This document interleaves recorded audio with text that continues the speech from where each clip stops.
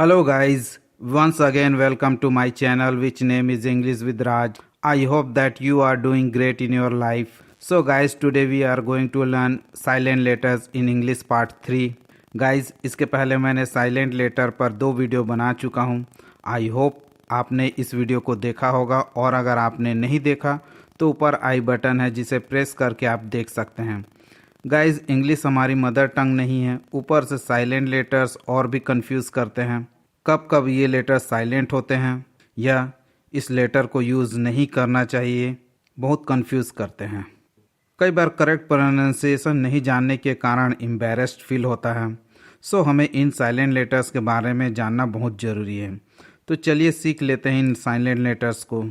Guys, मैंने जो examples का हिंदी उच्चारण लिखा वो इंटरनेशनल फोनेटिक अल्फ़ाबेट के अकॉर्डिंग शुद्ध उच्चारण में लिखा है.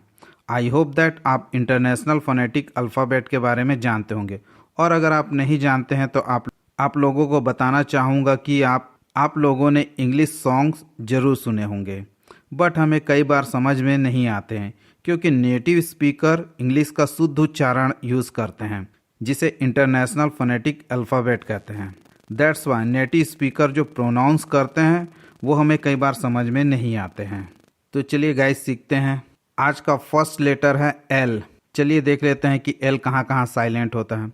जब किसी वर्ड में एल के बाद डी, एफ, के और एम आए तो एल साइलेंट होता है. चलिए देख लेते हैं एल डी पैटर्न वाले वर्ड कौन कौन से हैं. Example first should, SHOULD, should, जिसमें एल और डी का कॉम्बिनेशन है जिसमें एल साइलेंट है. शुड. कुड, COULD, कुड, इसमें भी एल और डी का कॉम्बिनेशन है जहां एल साइलेंट है. वुड, WOULD, वुड, LD का कॉम्बिनेशन है जिसमें एल साइलेंट है. गाइज, इंग्लिश में हर वर्ड हर रूल के पीछे आपको एक्सेप्शन मिलेंगे. यहाँ पर मैंने कुछ एक्सेप्शन के एग्जाम्पल लिखे हैं. यहाँ पर देखिएगा CHILD, यहाँ LD का कॉम्बिनेशन है बट यहाँ पर L का प्रोनाउंसिएशन हो रहा है. चाइल्ड, WORLD, वर्ल्ड, जिसमें L और D है, यहाँ पर भी L का प्रोनाउंसिएशन हो रहा है. चलिए इसे समझने का कोशिश करते हैं कि इंग्लिश लैंग्वेज में एक्सेप्शन क्यों होते हैं. इसका कारण यह है कि English is mixture of many language, अर्थात अंग्रेजी भाषा में कई अन्य भाषाओं के वर्ड्स शामिल हैं.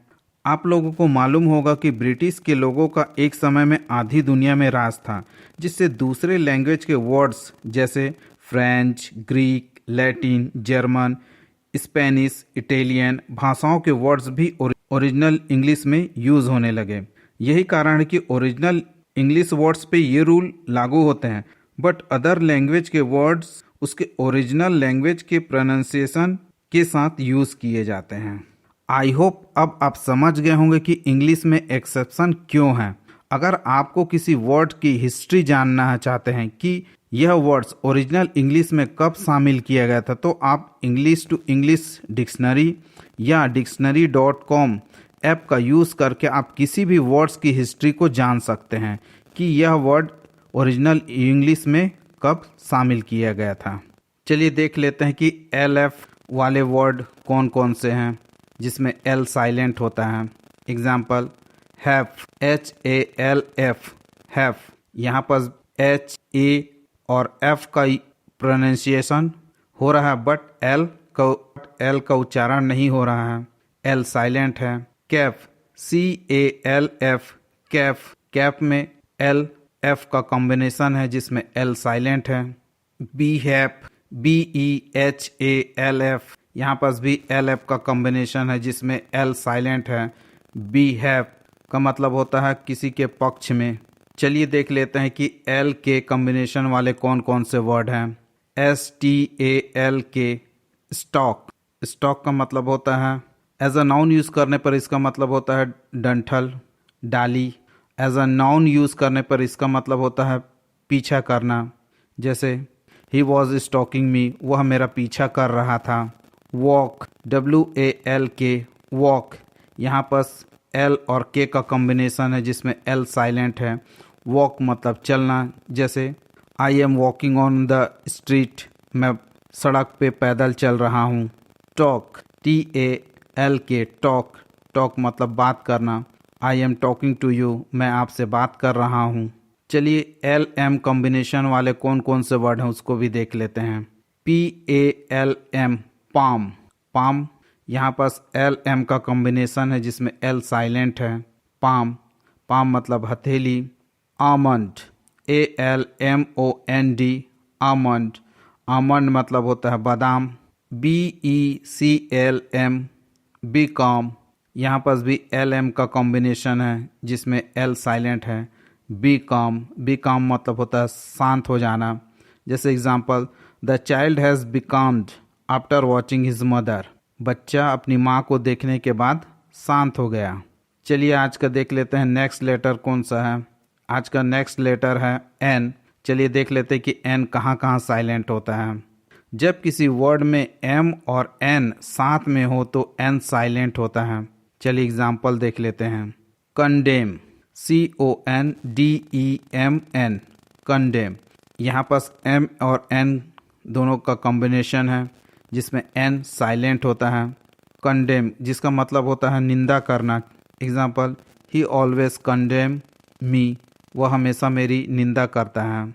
कंटेम, CONTEMN, कंटेम, यहाँ पर भी M और N साथ में है तो N साइलेंट है। कंटेम, कंटेम मतलब होता है किसी की उपेक्षा करना या अवहेलना करना। आज का नेक्स्ट लेटर है P। चलिए देख लेते हैं P कब कब साइलेंट होता है। जब किसी वर्ड में generally P, PS, PN and PT प्रारंभ में हो तो P साइलेंट होता है। जनरली, एग्जाम्पल, PSEUDO, सूडो, यहाँ पर PS है साथ में तो P साइलेंट है।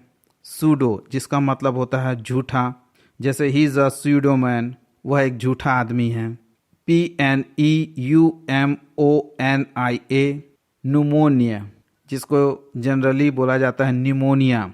इंटरनेशनल फोनेटिक अल्फ़ाबेट के अकॉर्डिंग इसका शुद्ध उच्चारण न्यूमोनिया होता है। नेक्स्ट, PTERODACTYLE, यहाँ पर भी P साइलेंट है। टेरोडक्टाइल, एक समय डायनासोर हुआ करता था, उसी समय एक उसी टाइप का एक अन्य जानवर हुआ करता था जिसको टेरोडक्टाइल कहा जाता था। रिसीट, RECEIPT, यहाँ पर P और T है, P के बाद T है तो यहाँ बट लास्ट में है। तो गाइज कहा जा सकता है कि ऐसे बहुत सारे एक्सेप्शन मिलेंगे, ऐसे कई वर्ड मिलेंगे जिसमें PT का कॉम्बिनेशन बीच में भी या लास्ट में भी हो सकता है। इसीलिए मैंने जनरली वर्ड का यूज़ किया। ज़्यादातर, जनरली मतलब ज़्यादातर ऐसा होता है कि जब किसी वर्ड में PS, PN and PT first में रहे तो वो साइलेंट होते हैं।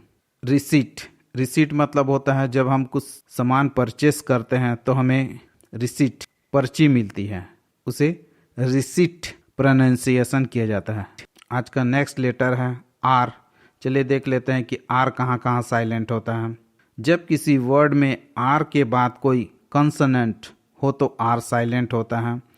केवल ब्रिटिश इंग्लिश में, गाइज आप लोगों को मालूम है कि दुनिया में ज़्यादातर या तो ब्रिटिश इंग्लिश यूज़ की जाती है या तो अमेरिकन इंग्लिश, बिकॉज भारत देश कई सालों से अंग्रेज़ों का गुलाम था, जिसकी वजह से ऑफिशियली तौर पे इंडिया में ब्रिटिश इंग्लिश बोली जाती है या लिखी जाती है।